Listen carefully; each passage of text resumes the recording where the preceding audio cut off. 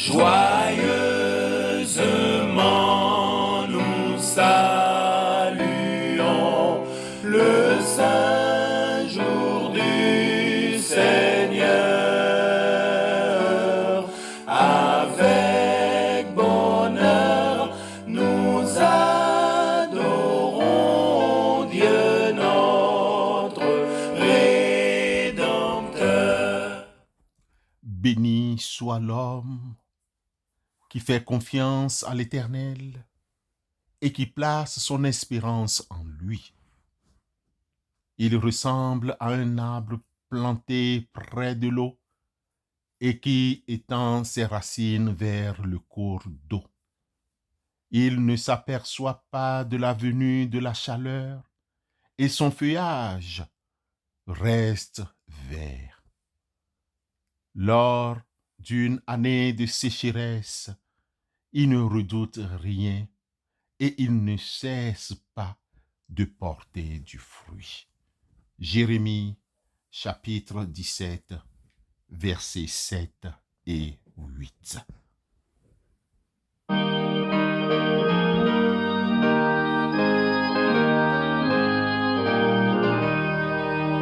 Il est un roc séculaire que Dieu pour mon cœur lassé, comme un abri tutélaire au sein des flots à placer. Mon rocher, ma forteresse, mon asile protecteur, mon recours dans la détresse, c'est Jésus le Rédempteur. Le passage du livre de la Genèse au chapitre 46, les 7 premiers versets qui nous est proposé ce matin, marque un tournant majeur dans l'histoire du peuple de Dieu. C'est une riche histoire qui marque le départ de Jacob et de sa famille pour l'Égypte. Plusieurs symbolismes avec des ramifications théologiques sont légion pour nous enseigner ce matin. Pour bien comprendre cette histoire, plaçons le texte dans son contexte historique, social et culturel, ce qui nous permettra de dégager quelques leçons. Tout ce qui précède montre que l'histoire de Jacob est une saga familiale riche en rebondissements, marquée par des moments de trahison, des moments de pardon et des moments de providence divine. Bien-aimés frères et sœurs, déjà au chapitre 27 du livre de la Genèse, Rebecca va inciter Jacob à tromper son père Isaac pour voler la bénédiction que devait recevoir son frère Ésaü.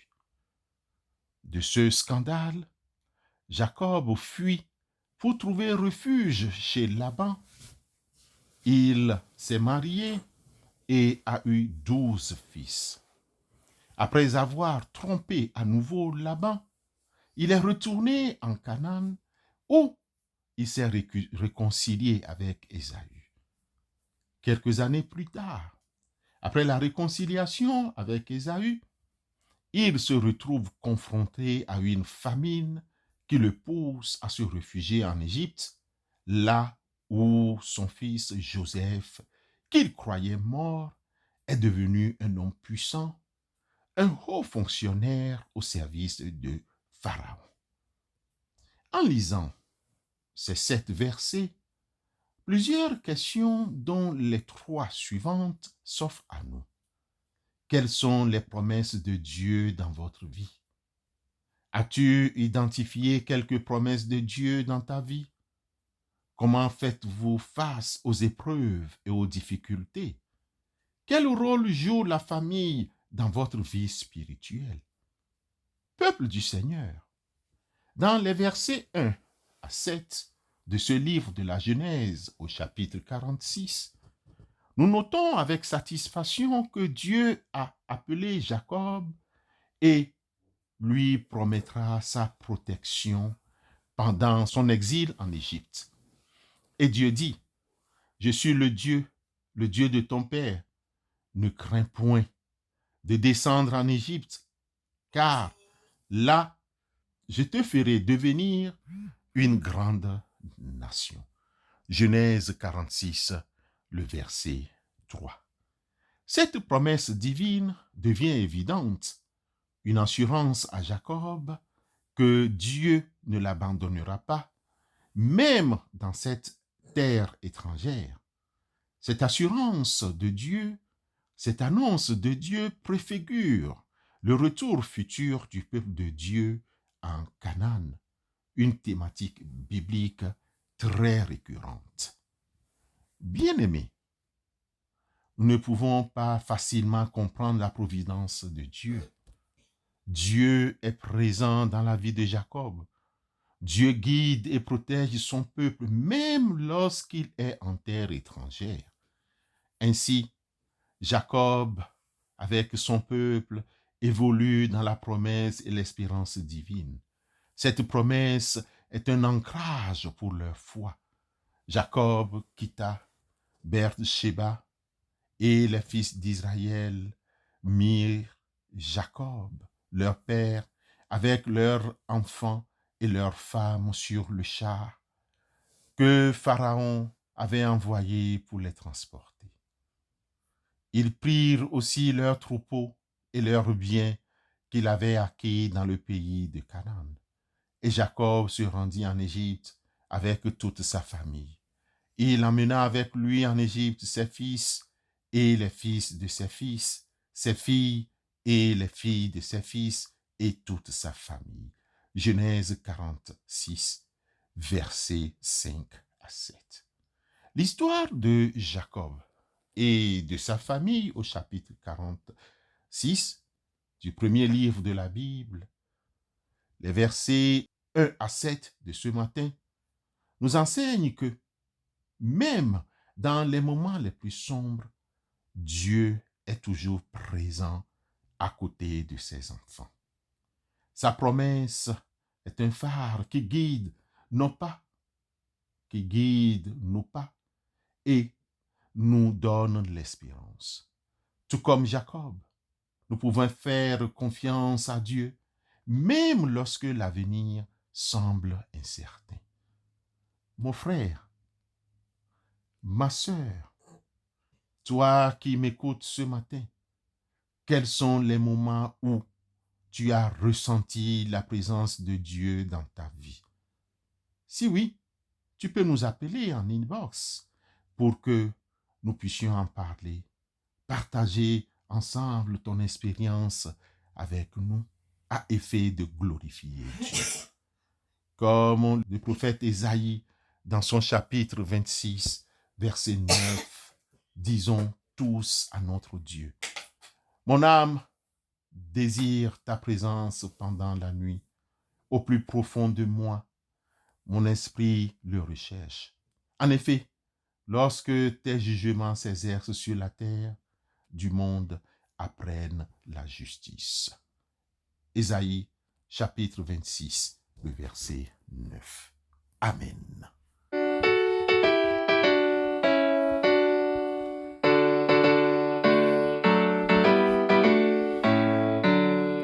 Il revient sur la nuée, celui qui mourut pour nous. Des anges, la sainte armée, suit le glorieux époux. Alléluia, Jésus vient régner sur tous. Alléluia, Jésus vient régner sur tous. Prions Dieu. Nous te remercions, Seigneur, pour ton amour qui confirme ta présence en nous et avec nous. Nous te prions, Seigneur, reste avec nous pour faire connaître ta volonté aux hommes et aux femmes avec qui nous collaborons. Reste avec nous, Seigneur, pour que nous puissions entendre ta voix et te suivre. Seigneur, Reste avec nous parce que nous désirons t'aimer davantage et être toujours en ta présence. Reste avec nous, Seigneur, si tu veux bien que nous te soyons toujours fidèles. Reste avec nous parce que nous voulons que tu nous guides au cours de cette journée. Reste avec nous, Seigneur Jésus, parce que nous aimerions que tu nous accordes la guérison sous ses différentes formes et dans tous les domaines de notre vie. Reste avec nous, Seigneur, parce que dans les jours, les nuits et dans les dangers de cette vie, nous avons besoin de ta présence.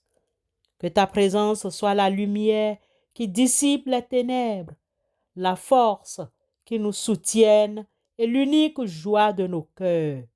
Reste avec nous, Seigneur, parce qu'à l'heure des épreuves, nous voulons rester unis à toi. Amen.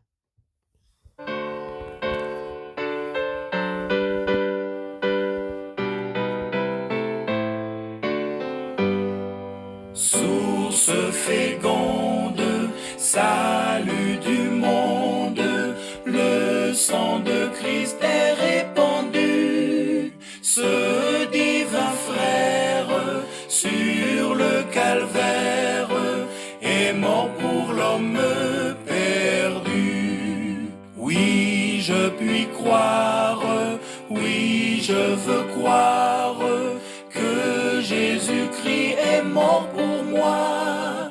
Sa mort sanglante et triomphante me rend libre par la foi. Que la pluie de bénédiction du Seigneur descende sur vous tous et vous comble de sa rosée qui fera fleurir des fleurs de joie et de paix, d'amour et d'espérance en vous et autour de vous. Amen.